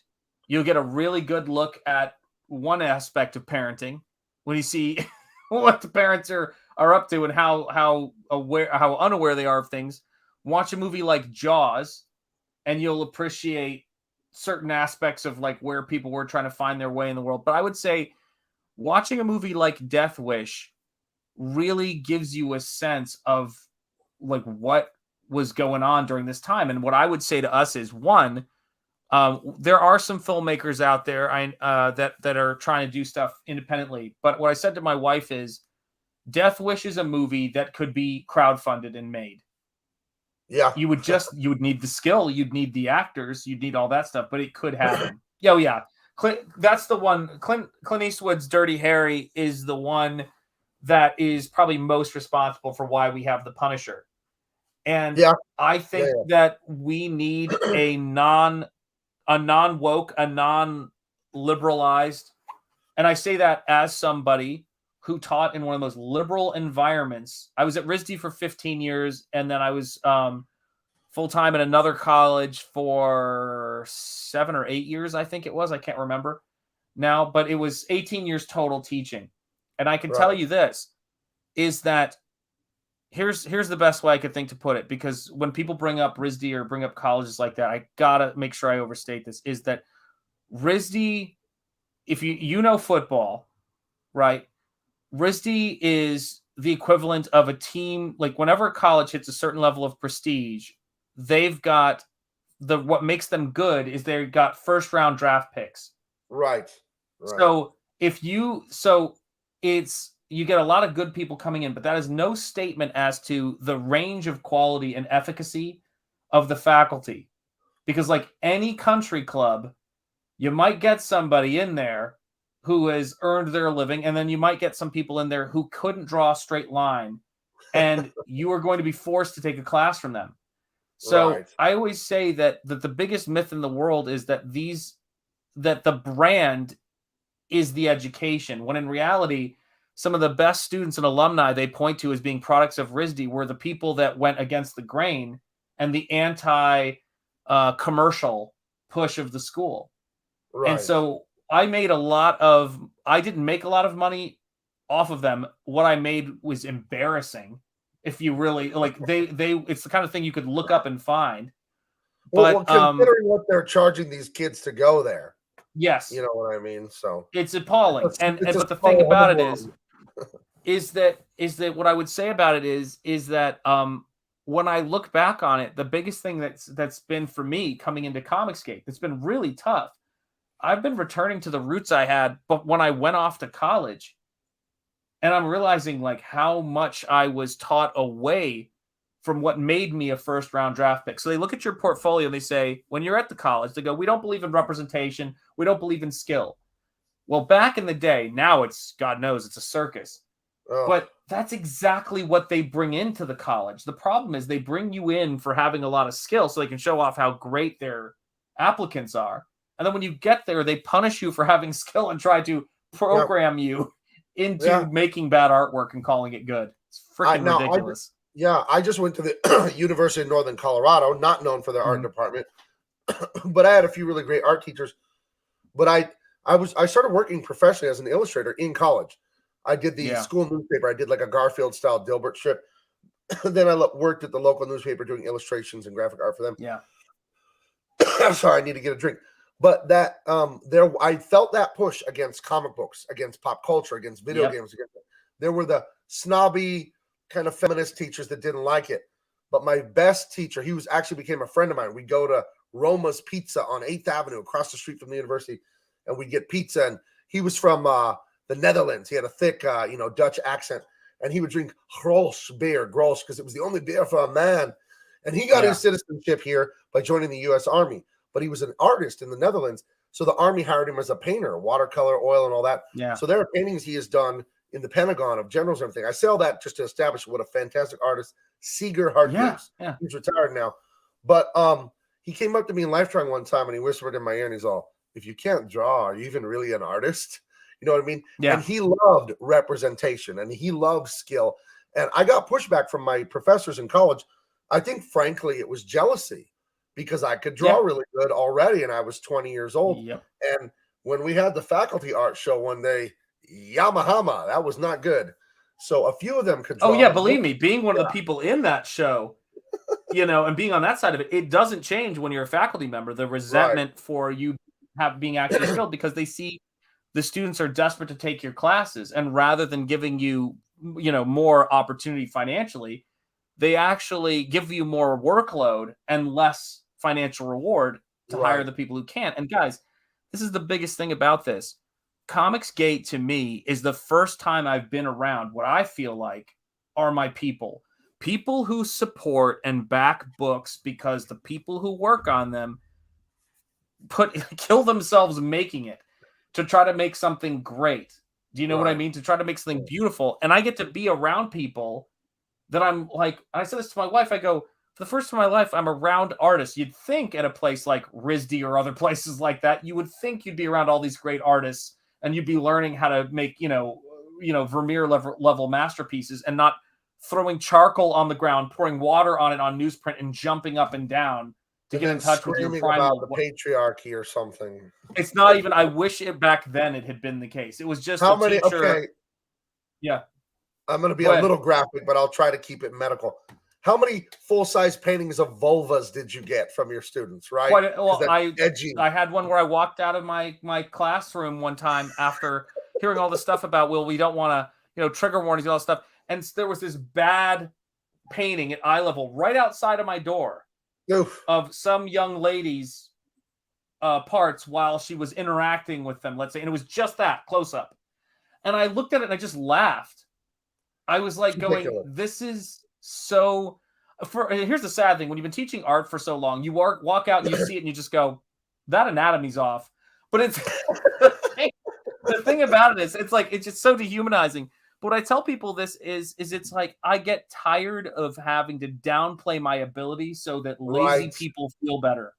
Right. It's not what I'm on this planet to do. Sorry. Yeah. My brother, he had this thing. Ass off to get this good. Right. My brother has a saying about jealous haters. He's like, my success has nothing to do with your failure. Exactly right. So go cry to someone else. Get better. Yeah. That's all I can tell you. Get better. I wish you luck. So when I you guys aren't seeing me. TC says comics is the purest form of art. The other stuff sucks. I do love that, and I agree. You get drawing, you get storytelling, you get narrative, you get the whole thing. Where else can you get the whole thing like that? So yes.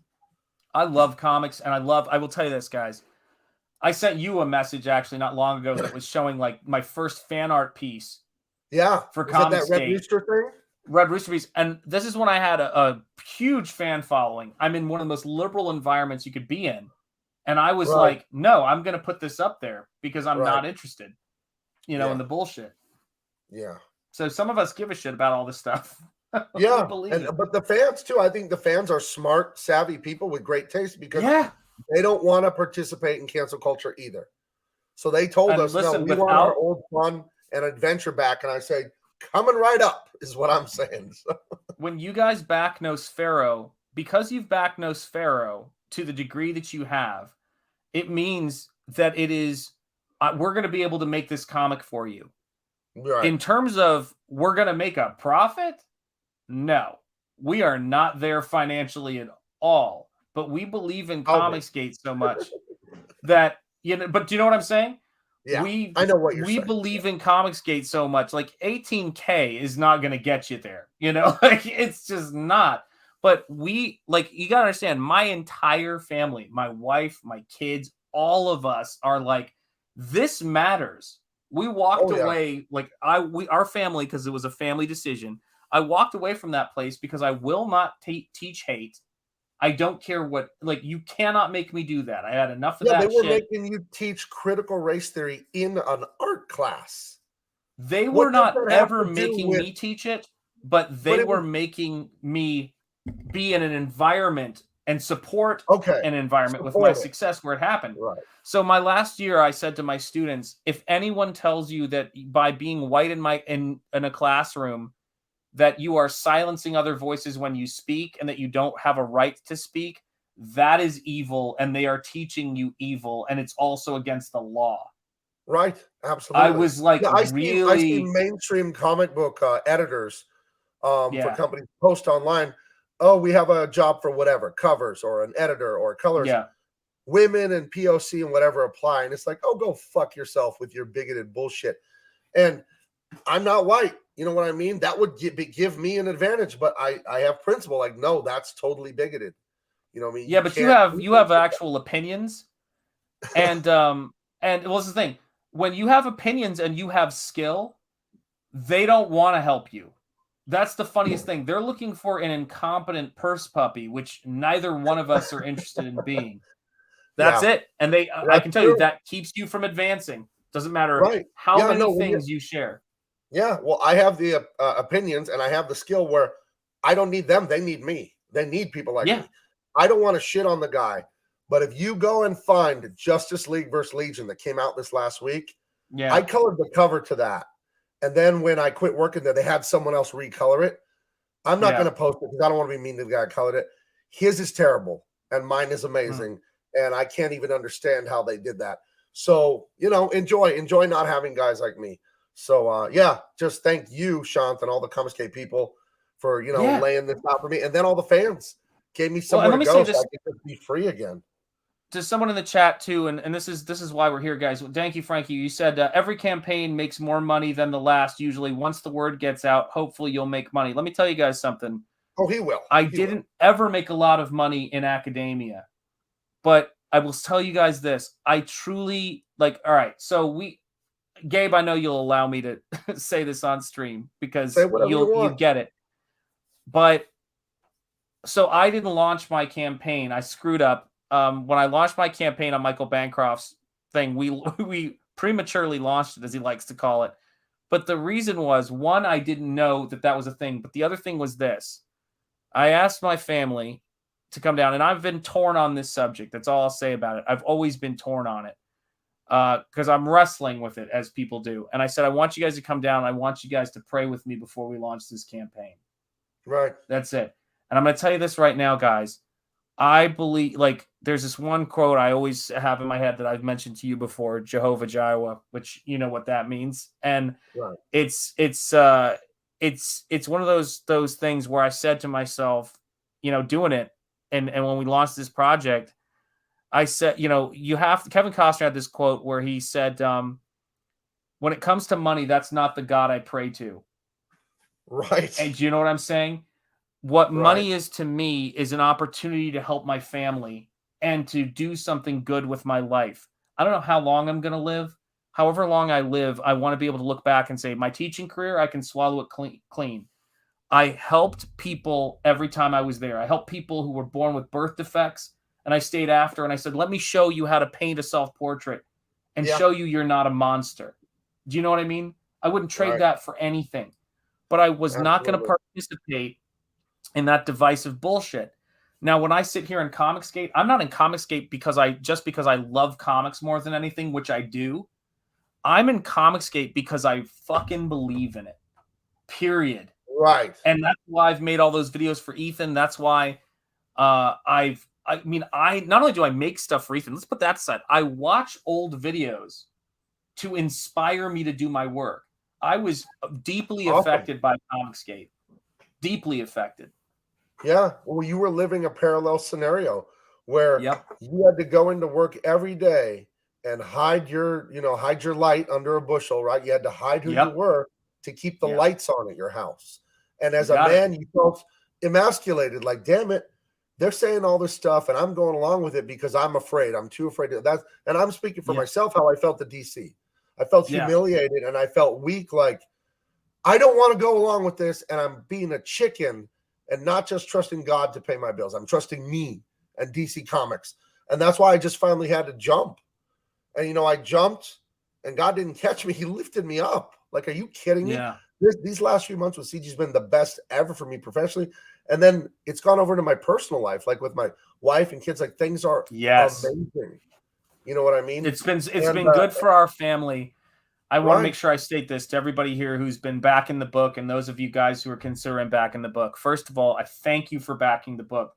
We are grateful to Comicsgate. My wife even came on when the thing funded. She didn't go on camera because she ain't that way, but she set up camera. I said, would you say thank you Comicsgate to them? And she's like, thank you Comicsgate. Right. Like, my kids know all of this stuff. We've been watching this stuff for years and, backing books and everything like that. But I'll tell you this, guys, is that I love this community. I've met so many cool people, and I love looking at Stephen Rock, but I love all these guys, and it's like, can I answer this guy real quick, Bordeaux? Yeah. Just private message me on Instagram. I'll look at it when I have some time. Private message me. Yeah. It's just right back at you. Yeah, absolutely. Ditto. Same thing for me, man. Absolutely. Yeah. So what do we have here, Stephen Rock? Yes, absolutely. Shanth, show me some blood. That's I got a little right there. I scratched my arm 10 minutes ago. So there's a tiny bit of blood for you. See? Yeah, that's right. It's like, and it's funny too, because the blood I have, if I can find it here, Yeah, the blood I have is what's going on in this panel here, which some of you guys know. This is where, you know, Nosfero is unleashed at this point, and he's taking down some cranial adjustments to evil vampires. Yeah, he's like that doctor. What's his name? The God, what's his name? Bo Hightower. I forget what his name is, but he does all the chiropractor adjustments on people like Roy Jones and stuff like that. Oh, yeah, I'd love for that guy to straighten me out. You know, you'll be on Instagram, that page with all the stuff that it's offering you, or you'll be on YouTube down a rabbit hole. I don't know if it was YouTube or Insta, but I found a whole thing where there's a subculture of people that are into watching people get their neck and back cracked, and they like, ooh, that was a good one. And I'm like, wow, there are people who are fans of just anything. Yeah. Well, you know, this is the thing, right, guys? Is that I'm in Comicsgate and I'm doing this, you know, I came in here to kick ass. I came in here to chew bubble gum and kick ass, and I'm all out of bubble gum, right? We gotta talk about They Live on next week. We gotta do it, man. It's so good. Perfect for this. Good. But this is the thing, guys. I have been treated. Here's what I said to my wife about just today. I said, in 18 years in academia, with all the skills, with all the success I had as a teacher, someone looked up me as a teacher, and they want to see what classes I taught, and they go, well, I couldn't find what classes you taught, but apparently your students loved you. I said, yeah, they did. I was great at my job. Right. But this is the thing, guys. There's such a country club mentality to that place that is everything they claim to not be. I've been helping and working behind the scenes and backing books, obviously, in Comicsgate for a couple of years now. But since my launch, I have never seen. I've got further based on skill, work ethic, and character. I have formed deeper relationships because we aren't a country club. This is a meritocracy. Oh yeah. I have gotten further and more supportive relationships with people in CG and our audience than I ever got in 18 years working in education. So take that diversity and put it in your pipe and fucking smoke it, man. Right. Right. Absolutely. I think the brotherhood is one of the great things about it. You know, that Star Wars girl, Anna, she hit me up the other day because she needed help doing some color adjustments on her poster thing. And I helped Phil with some color stuff there. And, you know, like just helping each other and doing this and doing that. I want to share something real quick that you did that I just love. This is the kind of thing Shanth does. He did it pro bono for the movement. I gotta find it really quick here. Sorry. Where is that? Oh damn it, Gabe. It's that intro you did for me. Yeah. Why am I asking you where it would be? Like, you know where the hell I put anything on my computer. I know. I'm wondering if I have it on mine where I can find it too. That's what I was looking for. I don't know. I thought I had it here, but apparently I don't have it handy. But it is amazing. That was disappointing. I thought I was going to bring it up, and then I don't. Hold on a second here. Let me see if I've got it here. Hold on. Okay, I don't know if I know how to share audio, but let me see if I can get it to work. Just share it, and we'll see if it works. Yeah, but, it probably won't because I'm as boomer as it's going to get. But let me see here. I looked at it. Video file. Hold on a second here. Okay, hold on a second. Here we go. Let me see if I can get this to work here. People watching. Let's see if that shares. There you go. Let's see if that does something. Okay, I'll play it and we'll see what happens. Triple the electricity. Triple the elegance. Triple tight. Would never in my life wear black silk underwear. I'm with you on that one. Triple threat. And so hold on. I got this one's through? Yeah, I think it did. I heard it. I heard it. So. Yeah, so hopefully it did. And let me see if I can get this for you. Hang on a second. Because this one, if I can get it, yeah. So this one isn't as good as I want it to be yet. I want to tweak it a little bit, but I was Russian. And I don't mean I'm Russian so much as obviously. Right. But this one was, let me see if I can find it here. Share video file. And you'll appreciate this one. I need to do more on it, but I just wanted to get it to Ethan so he had something. Because I've been so swamped with Nosfero, obviously. I know everybody wants me working on this, but yeah, here you go. The picture of the thin blue line? Let me see if this is the one here. I think this Because is what I it. Hang see on on the a sec. preview is like Mike Barron's comic at the bottom, or am I looking at your desktop? I don't know which one you're looking at here. Oh, I think you should be seeing a video. One here, Mike Barron, hello. I thought it was really, really, really good. Mike Barron, who just vanished out of here. Why did I say something to offend Mike Barron? Don't you make a move, Sonny. Could snap your neck in a heartbeat. And then I went with hashtag the Red Baron. Right. READ, folks. His Twitter handle is Bloody Red Baron. That's his Twitter handle. I love it, man. Yeah. Yeah, he's the man. No, those are fantastic, man. But guys, it's all having fun. Go ahead. You were saying something. No, I was just saying it's all about having fun. The Cecil Hulk intro. It's like, guys, we don't know what we're going to be doing for we don't know where we're going to be in the next year, but with your support, and as when I left my job, and this is and by the way, I left my job out of principle. I did not leave, my job going, I'm going to make I'm 45 and I've worked in comics before. I'm not that naive. But I did come in here to, again, chew bubblegum, kick ass, make a great comic, and make as much as I can on this project. But when I left, if I can find it here, when I left my job, God, how long ago was that? But when I left my job, oh, there it is. I wrote, this is what my Instagram post said. Turning the page. Today, I formally resigned from the college. I'm not going to name them at this point. I'm very proud of the work I was able to accomplish there in the last 8 years. My art and my life are taking me in a new direction. And with hard work, integrity, and God's good grace, I know my life will move in the right direction. Best always, Shanth. And that's what it was about for me. Yeah. Yeah, that's beautiful, man. Well, I'm so happy I've gotten to know you, man. We Brother, just same here. We may be related. Our stories are a little. We may be related. People travel through different places. That's right. My father was hanging out in was it Texas? In Texas, yeah, in the 70s. When my dad escaped from Gaddafi's hellhole in Libya, he went to LSU for a semester to learn English. He was because he didn't speak English, so he went to LSU, and then the deal was. Sorry, I ran out of drink. I've been talking about this is my second stream of the day. Then he had to go to the first college that accepted him, and that's how he ended up at the University of Northern Colorado. So maybe my dad was crossing that Louisiana border into Beaumont and deep into Texas, into Bucky's territory to bring it full circle on Bucky's. Yeah, man.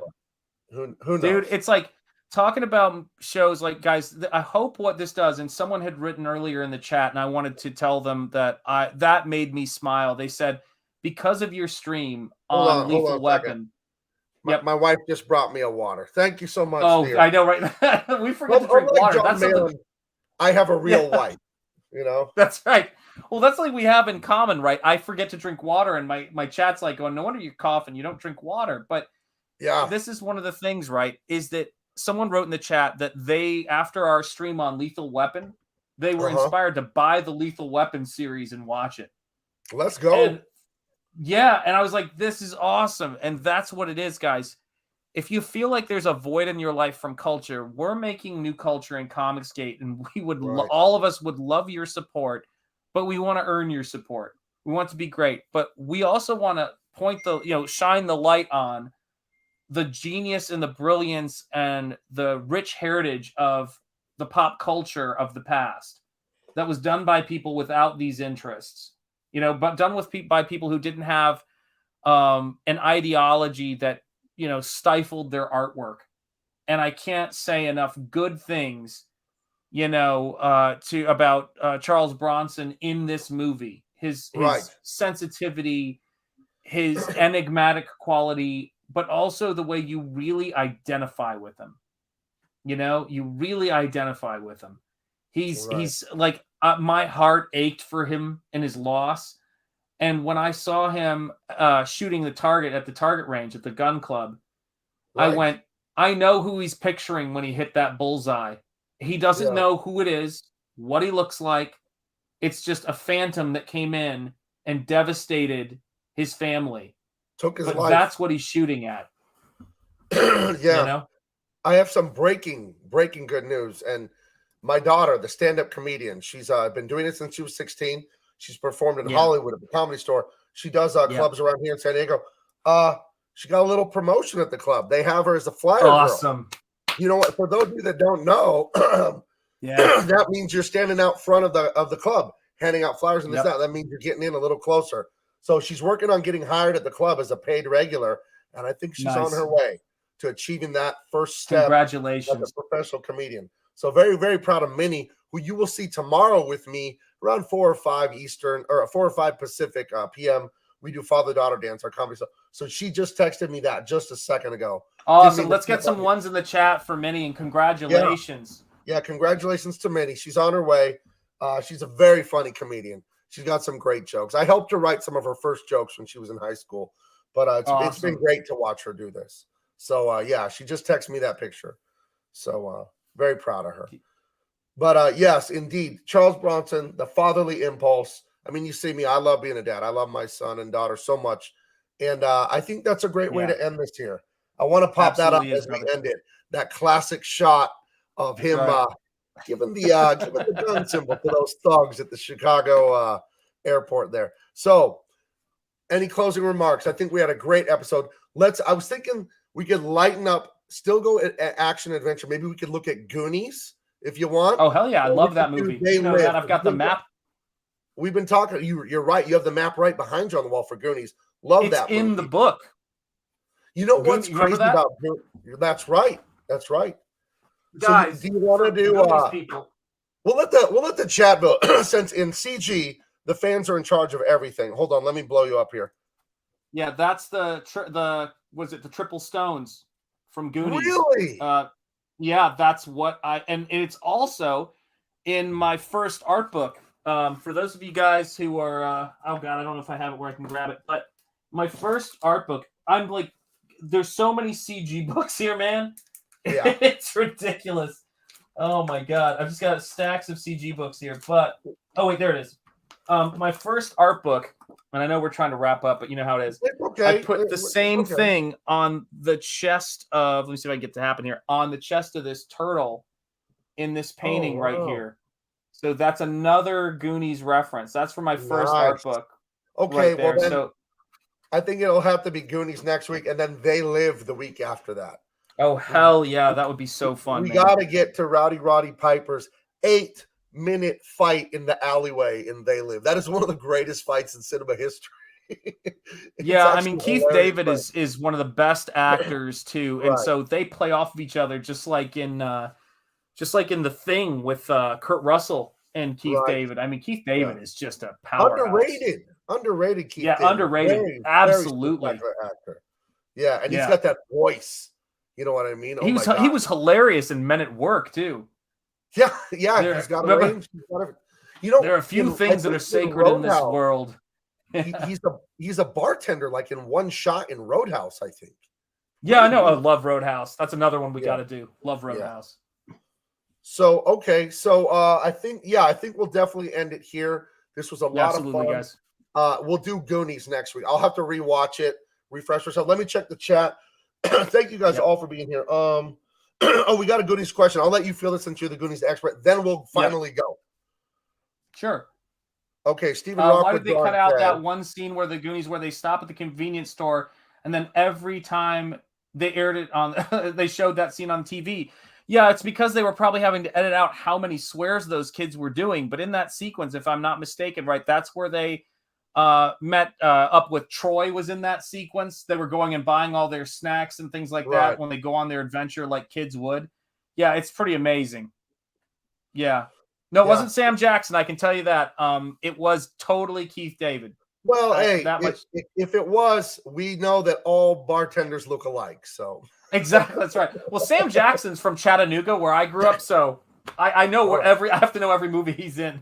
Yeah, you're his biographer. So, and here's a beautiful comment. This is like Lord of the Rings, The Return of the King, where we're gonna have 8 endings. We're just gonna keep saying we gotta stop. Improbi says, like father, like daughter, she'll take on the comic industry as ferocious as her dad took on the comic industry. Yep. Oh, my daughter's a savage on stage, man. Some of the jokes she tells me, her mom goes like this, I laugh. Yeah. You know what I mean? Because like it's all comedy to me. I know you don't mean it, I hope. But her mother's like, oh no. So no, I'm not worried about her, but thank you for the compliment. Thank you all for watching. Hit the like. Thank you guys. Share this out. Back Nosfero if you can. And I think if the artwork is ready and Ethan is gracious enough to allow it, I'm going to try and get the mailing list going maybe on Comicsgate King on Monday for Truth, Justice, and the American Way. I'll talk to Ethan. I don't want to impose on him. So if he's got other plans for the show, whatever. But I'll ask him if we can do that on Monday. And hopefully Dave has that art done for me so I can color it up. And you guys can see a classic return of those Marvel and DC 70s, 80s, 90s style heroes. Classic, aspirational, amazing heroes. So, yeah, with that said, I want to thank you all so much and have a great night. All righty. Bye, guys. Thank you, guys. Thanks, Comicsgate.